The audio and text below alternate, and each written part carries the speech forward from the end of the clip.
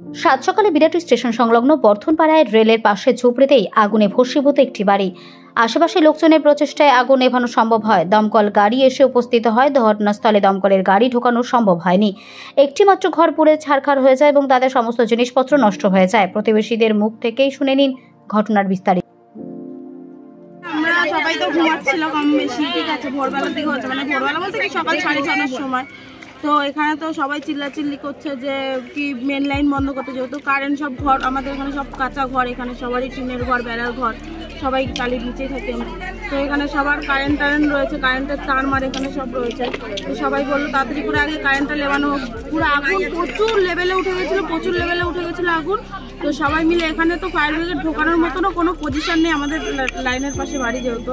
তো এখান থেকে লাইনের ওপার থেকে খাল দিয়ে এনে কল চেপে চাপ কল চেপে সব পাড়া প্রতিবেশী দাদা মাদা যারা রয়েছে, আমাদের বাচ্চা কাচ্চা, আমরা সবাই মিলে এখানে আগুনটাকে যথাযথ কোনোরকম করে নিভিয়েছি।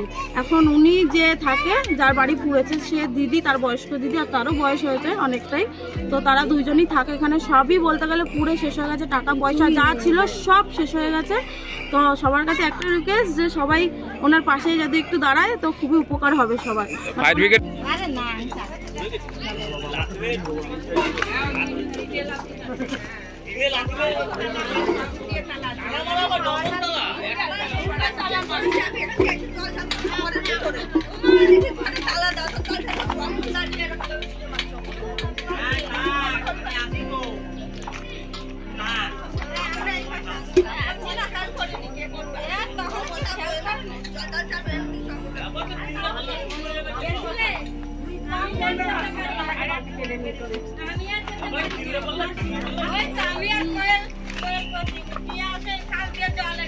আমরা কি পারি অত উপরে জল দিতে? আমার তো ভয় লাগে।